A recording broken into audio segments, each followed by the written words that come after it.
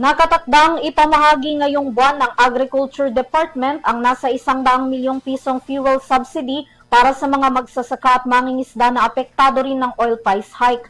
Posible pa raw itong madagdagan kung babalik sa pondo ng ahensya ang unclaimed fuel subsidy noong nakaraang taon. Ngayon ang balita. Sa nagpapatuloy na pagsirit sa presyo ng mga produktong petrolyo sa bansa ngayong linggo na inaasahan pang magtatagal hanggat hindi natatapos ang nararanasang sigalot sa Middle East, hindi na lang mga motorista ang apektado ng oil price hike kundi maging ang galaw din ng mga produktong agrikultura. Bagamat hindi pa masyadong danas ito, lalo na sa presyo sa mga pangunahing bilihin, unti-unti naman itong nararamdaman ng mga magsasaka at mangingisda, lalo na ang may mga makinarya at sasakyang pangbiyahe ng kanilang mga produkto sa merkado.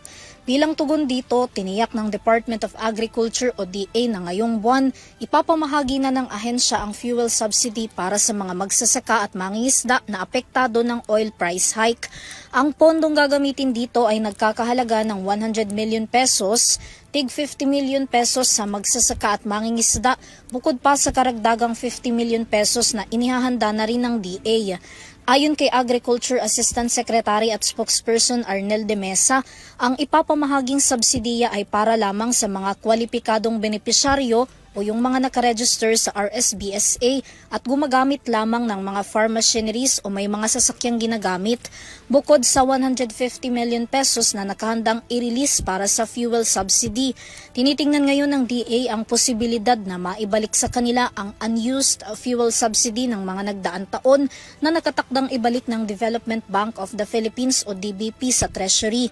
Ayon sa tagapagsalita ng DA, malaking bilang pa ng mga magsasaka at mangingisda ang masusuportahan ng naturang pondo kung maibabalik ito sa kanila.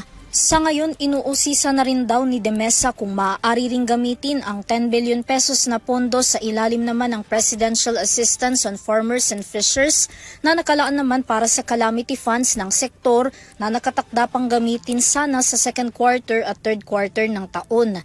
Sa nauna ng abiso ng Department of Energy o DOE, pinapayagan ang mga magsasaka at mangingisda na gumamit ng mga drum at containers sa pagbili nila ng gasolina.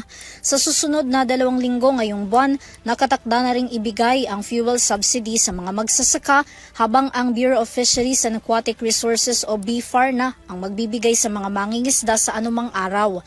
Samantala, sinabi naman ng DA na bagamat may ibibigay silang fuel subsidy, hindi ito nangangahulugang makokontrol nila ang nakaambang taas presyo sa mga pangunahing bilihin, lalo't kaakibat ng dagdag singil sa gasolina ang transportation cost din ng mga produktong pang-agrikultura.